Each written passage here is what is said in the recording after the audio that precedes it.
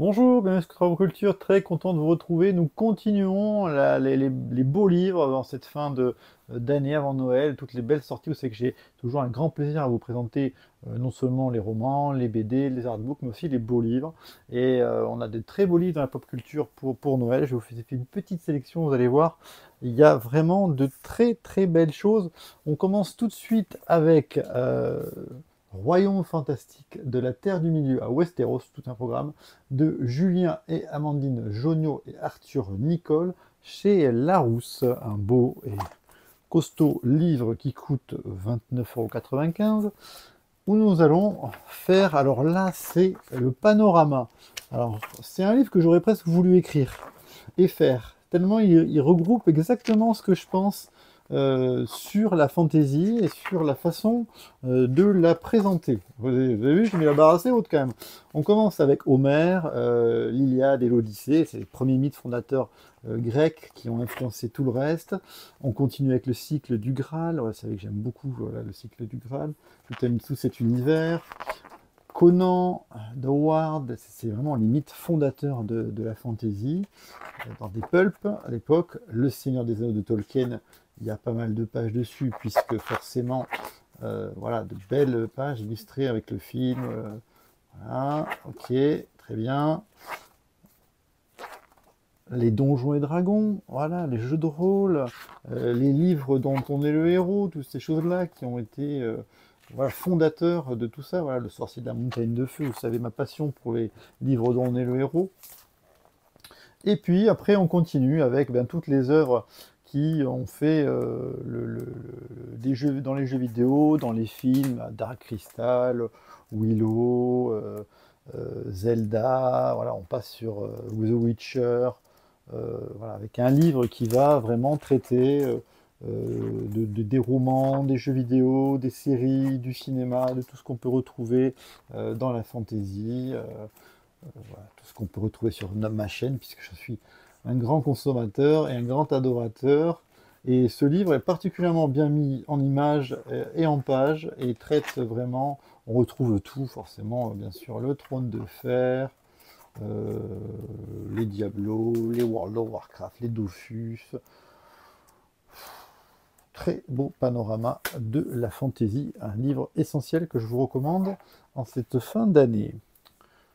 On continue avec Dumay qui édite deux livres que je vais vous présenter.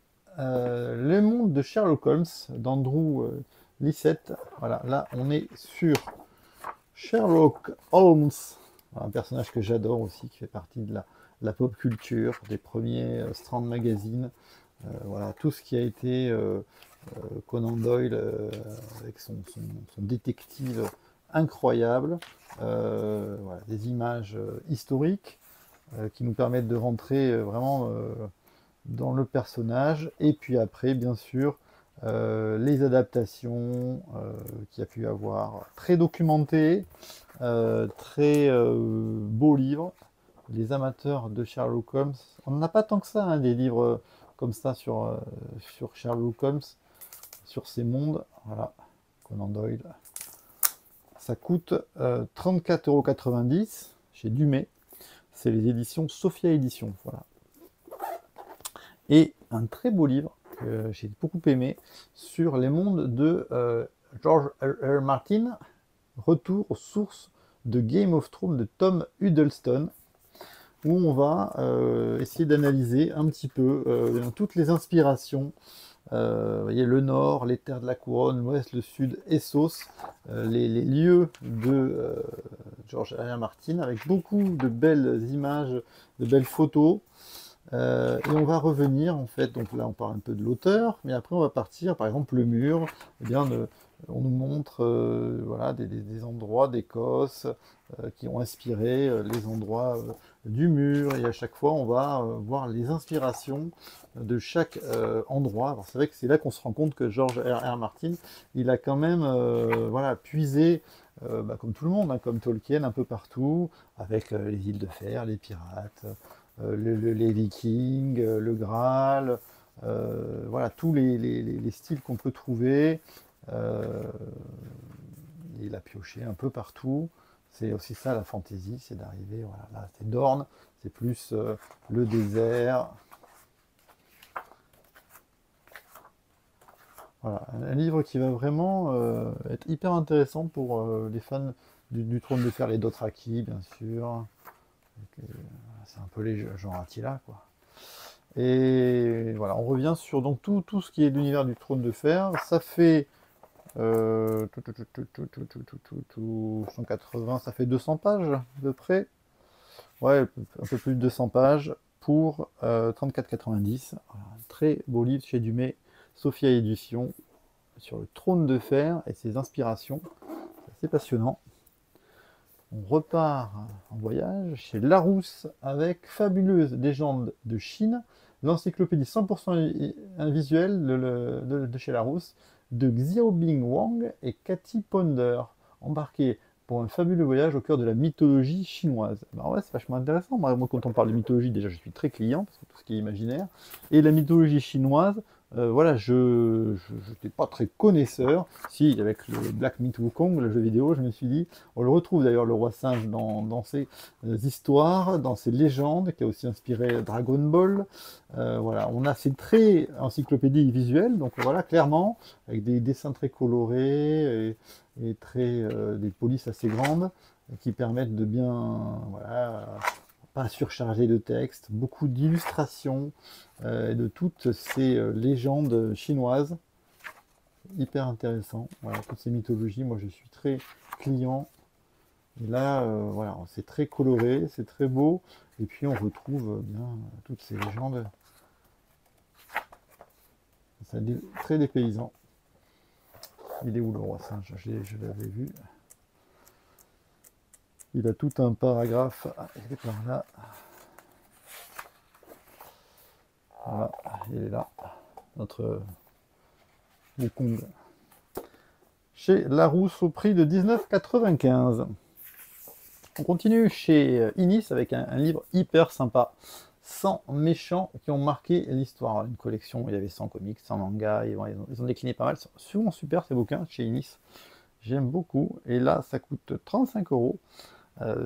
Pour une bonne histoire, il faut avoir un bon méchant. Et quand vous voyez la couverture, vous voyez déjà qu'il y en a quelques-uns. Et là, c'est super parce qu'en fait, on a un grand plaisir à retrouver voilà, chaque personnage. Alors, Alex Delarge d'Orange Mécanique, Alex Forrest de Liaison Fatale, voilà, Amon Gut, ça c'est dans la liste de Schindler, l'héroïne de Gone Girl, et en fait, voilà, chez les Cohen. Et voilà, on a aussi de l'animé, on a des personnages historiques comme Barbe Bleue, on a des Blackbird de manga One Piece. Voilà, on a le baron Harkonnen, et à chaque fois, c'est hyper sympa de se balader dans la culture pop et de tomber sur des méchants. Enfin, Caprica Six, Battlestar Galactica, incroyable. Voilà, Cersei Lannister, Dark Vador, bien sûr. Bah, s'il n'y était pas, il y aurait un problème. Diablo, de jeux vidéo. Voilà, on va aussi dans les jeux vidéo. Ça pioche un peu partout. Et ouais, c'est excellent parce qu'en fait, à chaque fois on se dit, ah ben oui, ça c'était un sacré méchant. Voilà. Alors pour vous, bah, quel est le plus grand méchant de la culture pop? Est-ce voilà, Voldemort? Est-ce Sauron? Est-ce Hal de 2001? Hannibal Lecter? L'homme à la cigarette d'X-Files? Bref, on pourrait faire tout le bouquin. Franchement, c'est excellent. Un petit dernier, Satan, c'est quand même pas mal. Voilà, des grands méchants de ce livre, très très bon. Il y a 200 pages à peu près, une centaine de méchants. On continue avec un beau livre dans l'univers du Sorcerer, The Witcher, chez Brajlon de Stéphane Arson, qui, si je ne me trompe pas, avait fait des cartes pas mal pour les jeux de rôle, des choses comme ça, d'après l'œuvre d'Andrzej Sapkowski. C'est assez grand, vous savez, comme format. Ça rappelle l'Atlas de la Terre du Milieu, qui était avec des cartes. Voilà, sur la Terre du Milieu, que j'avais aussi, que je vous avais présenté. La conjonction des sphères, des belles doubles pages, les créatures, le bestiaire. C'est plutôt très beau. Voilà, je ne sais pas si vous trouvez, moi je trouve que c'est très, très beau. Le continent. Et alors on y va, c'est parti pour des cartes. Hop! La Redani, la Témérie. Voilà, le but c'est d'avoir des belles cartes illustrées. Et comme ça, on se balade dans l'univers du Witcher. Et comme ça, on peut mieux situer. Alors, c'est vrai que souvent, on a des cartes dans les livres. Elles ne sont pas aussi belles que ça et aussi détaillées. Puis là, à chaque fois, on revient sur un endroit particulier, un endroit du livre, avec de belles illustrations. Des lieux aussi, pas que des cartes, mais aussi des lieux. Voilà. Franchement, on a l'impression de voyager dans ces contrées. Nilfgaardien, bien sûr. Les invasions. Senfurt. Des salles aussi, des pièces. Skellige, les côtés vikings, ce royaume de fantasy. Des palais. Toussaint, voilà, le côté un peu sud avec les vignes. Sintra et Kermoren, bien sûr.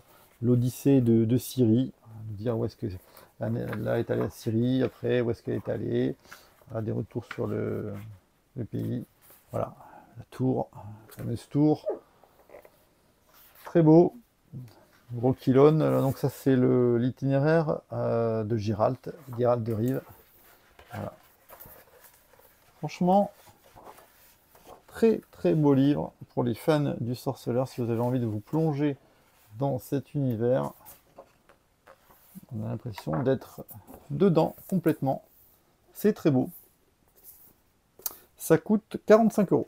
Et il y a, je suis marqué, non, il n'y a pas le marqué le nombre de pages. Voilà. Chez Brajlon.